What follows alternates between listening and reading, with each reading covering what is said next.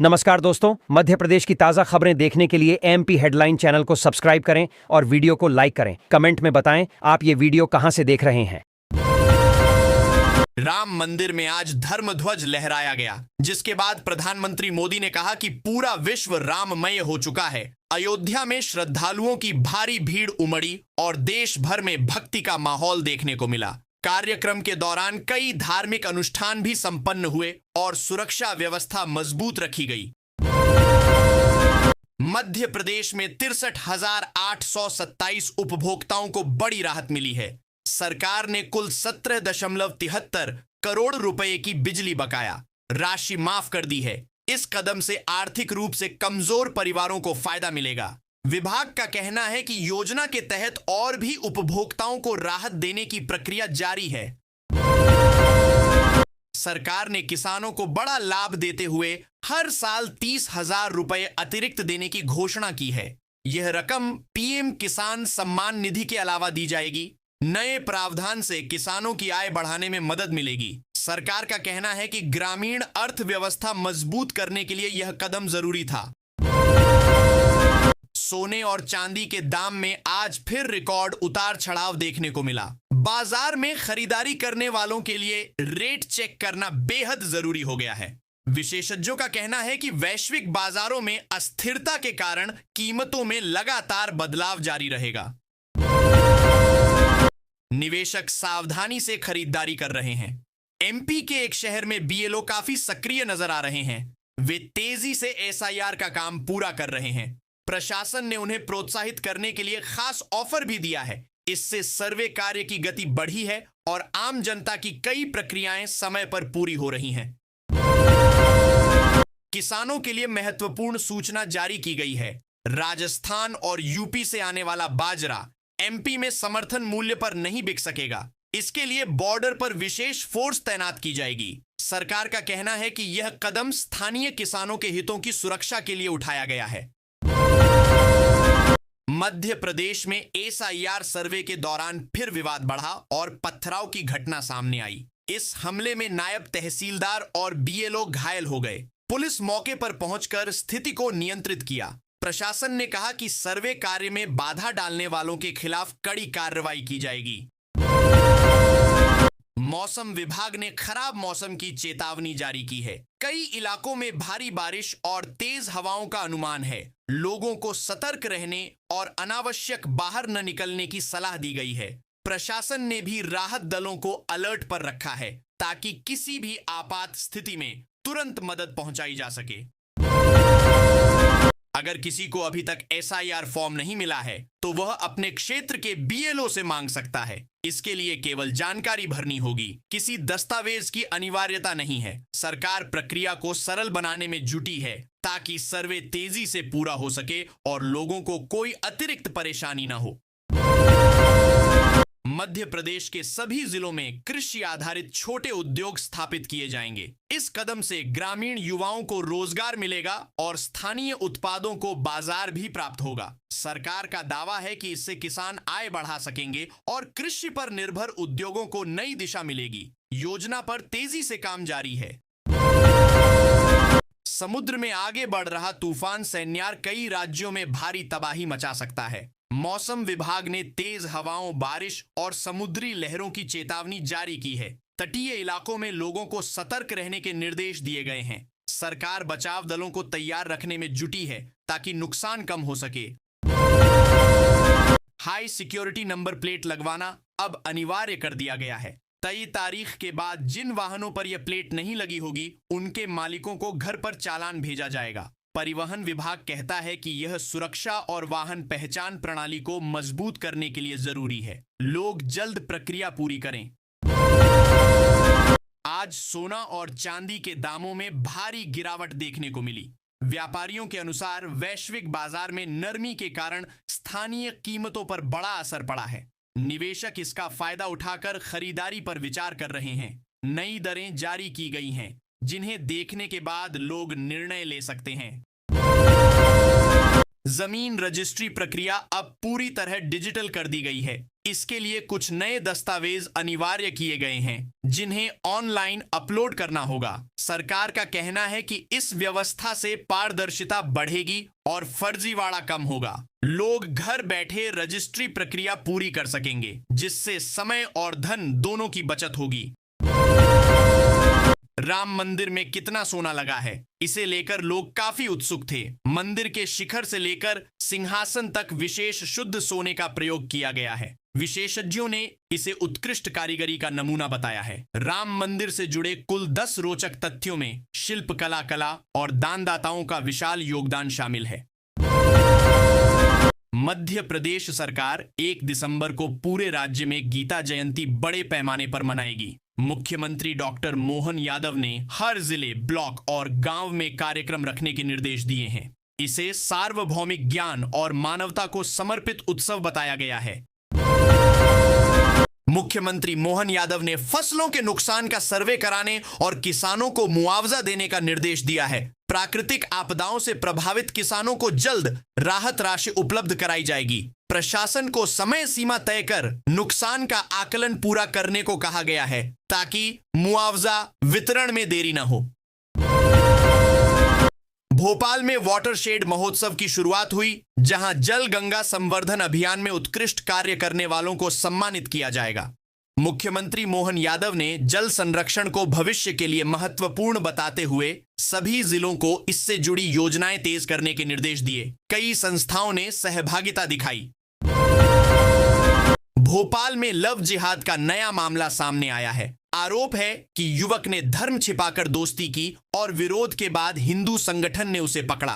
Police मामले की जांच कर रही है। स्थानीय लोगों में तनाव की स्थिति बनी और प्रशासन ने शांति बनाए रखने की अपील की। ग्वालियर में बदमाश कपिल यादव का शॉर्ट एनकाउंटर हुआ। उस पर 12 आपराधिक केस और 3 हत्या के प्रयास मुकदमे दर्ज थे। पुलिस ने उसे पकड़ने की कोशिश की, लेकिन भागने पर गोली चलानी पड़ी। घायल अवस्था में उसे अस्पताल ले जाया गया, जहां उसकी हालत गंभीर बताई जाती है। ग्वालियर में एक शादी समारोह के दौरान लाखों रुपए के जेवर चोरी हो गए। सीसीटीवी फुटेज में एक संदिग्ध महिला और एक नाबालिग दिखाई दिए हैं। पुलिस ने जांच शुरू कर दी है और कई बिंदुओं पर पूछताछ कर रही है। परिवार ने सुरक्षा में लापरवाही का भी आरोप लगाया है। मध्य प्रदेश में अगले 5 दिन कड़ाके की ठंड से राहत रहेगी, लेकिन सुबह घना कोहरा छाया रहेगा। मौसम विभाग ने स्वास्थ्य और फसलों को लेकर एडवाइजरी जारी की है। किसानों को सुबह खेत न जाने और यात्रियों को कम दृश्यता में सावधानी से गाड़ी चलाने की सलाह दी गई है। गंजबासौदा में 150 बिस्तरों वाले सिबेला अस्पताल का लोकार्पण हुआ। कार्यक्रम में पूर्व मुख्यमंत्री शिवराज सिंह चौहान और मौजूदा मुख्यमंत्री मोहन यादव शामिल हुए। अस्पताल के शुरू होने से क्षेत्र के हजारों लोगों को इलाज की नई सुविधा मिलेगी और गंभीर मरीजों का समय पर उपचार हो सकेगा। इंदौर में मेट्रो परियोजना पर विवाद बढ़ गया है। नगर निगम के नेता प्रतिपक्ष ने इसे शहर की वास्तविक जरूरतों से दूर बताते हुए दूसरे बीआरटीएस जैसी भूल करार दिया है। लागत बढ़ने पर भी सवाल उठाए गए हैं। सरकार कहती है कि मेट्रो से यातायात समस्या लंबे समय के लिए हल होगी। इंदौर के हकीमी अस्पताल में गलत उपचार का आरोप लगा है। मरीजों ने दावा किया कि सभी दस्तावेज जमा करने के बाद भी इलाज में लापरवाही हुई। पीड़ितों ने विधायक से जांच कराने की मांग की है। अस्पताल प्रशासन ने मामले की पुष्टि से इनकार किया, लेकिन जांच की बात कही है। जबलपुर हाईवे पर 2 घंटे तक भारी जाम लगा रहा, जिससे 4 किलोमीटर लंबी लाइन बन गई। ट्रक खराब होने से यातायात ठप हो गया और सुबह सुबह यात्रियों को बड़ी परेशानी हुई। पुलिस ने वैकल्पिक मार्ग खोला और भारी वाहनों को हटाकर जबलपुर में निवा बूपा बीमा कंपनी पर इलाज का भुगतान नहीं करने का आरोप लगा है। पीड़ितों ने कहा कि सभी दस्तावेज जमा करने के बाद भी क्लेम स्वीकृत नहीं किया गया। मामला प्रशासन तक पहुंचा, जहां जांच की मांग उठी है। कंपनी प्रतिनिधियों ने जांच में सहयोग का आश्वासन दिया है। जबलपुर के नर्मदा घाटों के आसपास अव्यवस्थित पार्किंग की समस्या बढ़ रही है। वाहनों की भीड़ से श्रद्धालुओं का आना जाना मुश्किल हो रहा है। प्रशासन की ओर से कोई सख्ती नहीं दिखने पर लोग अवैध पार्किंग करते हैं। स्थानीय लोग इसे सुरक्षा और भीड़ प्रबंधन की बड़ी कमी मान रहे हैं। बंगाल की खाड़ी पर बने कम दबाव के कारण प्रदेश में अगले कुछ दिनों तक कड़ाके की ठंड नहीं पड़ेगी। रात के तापमान में हल्की बढ़ोतरी होगी, लेकिन सुबह कोहरा बने रहने की संभावना है। मौसम विभाग का कहना है कि नया पश्चिमी विक्षोभ आने पर सर्दी फिर बढ़ सकती है। 25 नवंबर 2025 को मध्य प्रदेश में पेट्रोल की औसत कीमत 107 रुपए से अधिक है। अंतरराष्ट्रीय बाजार में कच्चे तेल की दरों में उतार चढ़ाव का सीधा असर स्थानीय कीमतों पर दिखाई दे रहा है। जबलपुर की ट्रेनों में यात्रियों की भारी भीड़ देखी जा रही है। सीटें न मिलने पर लोगों को टॉयलेट के पास बैठकर यात्रा करनी पड़ रही है। त्योहार और भीड़भाड़ के कारण रेलवे पर दबाव बढ़ा है। स्टेशन प्रशासन अतिरिक्त बोगी लगाने और भीड़ प्रबंधन के इंतजाम कर रहा है। अयोध्या राम मंदिर में फहराए गए धर्मध्वज का रीवा और कोविदार वृक्ष से गहरा संबंध बताया गया है। परंपरा के अनुसार यह वृक्ष पवित्र माना जाता है और राम कथा से इसका जुड़ाव है। विशेषज्ञों ने बताया कि धर्मध्वज पर लगी धातु और डिजाइन का सांस्कृतिक महत्व भी विशेष है। उज्जैन में राज्य स्तरीय गीता जयंती समारोह आयोजित किया जाएगा, जिसमें मुख्यमंत्री डॉक्टर मोहन यादव के शामिल होने की संभावना है। कार्यक्रम में गीता के उपदेशों पर आधारित सांस्कृतिक प्रस्तुतियां, व्याख्यान और सामूहिक पाठ होंगे। हजारों श्रद्धालुओं के पहुंचने की उम्मीद है। प्रशासन तैयारी में जुटा है। मध्य प्रदेश के सभी 313 विकास खंडों और 55 जिलों में 3 लाख से अधिक श्रद्धालु श्रीमद् भगवद गीता के 15वें अध्याय का एक साथ पाठ करेंगे। सरकार का कहना है कि यह आयोजन विश्व रिकॉर्ड बनाने की दिशा में भी एक प्रयास है। स्थानीय समितियों को आयोजन की जिम्मेदारी दी गई है। राज्य के स्कूल और कॉलेजों में गीता पर आधारित गतिविधियां आयोजित की जा रही हैं। छात्रों को श्लोक ज्ञान, भाषण प्रतियोगिताएं और सांस्कृतिक कार्यक्रमों में भाग लेने के लिए प्रोत्साहित किया जा रहा है। शिक्षा विभाग का कहना है कि इससे युवाओं में भारतीय दर्शन और मूल्य शिक्षा के प्रति रुचि बढ़ेगी। मध्य प्रदेश सरकार हरियाणा में हो रहे अंतर्राष्ट्रीय गीता महोत्सव में सक्रिय रूप से भाग ले रही है। विद्वानों, कलाकारों और भक्तों के कई प्रतिनिधि मंडल भेजे गए हैं। सरकार का उद्देश्य है कि प्रदेश की सांस्कृतिक और आध्यात्मिक परंपरा वहां व्यापक रूप से प्रदर्शित हो और प्रदेश का योगदान सामने आए। 24 नवंबर को मुख्यमंत्री मोहन यादव के कई कार्यक्रम हुए, जिनमें वाटरशेड महोत्सव का शुभारंभ और सिबेला अस्पताल का लोकार्पण शामिल था। उन्होंने दोनों कार्यक्रमों में जनता से विकास योजनाओं को सफल बनाने की अपील की। कई विभागों के अधिकारी भी मौजूद रहे और योजनाओं की समीक्षा की गई। मध्य प्रदेश में ठंड अचानक से बढ़ने वाली है, सुन लो। मौसम विभाग ने साफ कह दिया है कि 18 और 19 नवंबर को पश्चिमी हिस्सों में शीतलहर चलेगी। मतलब सुबह शाम की ठिठुरन बढ़ेगी और बाहर निकलते हुए लोगों को कपड़े अच्छे से पहनने की जरूरत पड़ेगी। हवा भी काफी ठंडी चलेगी।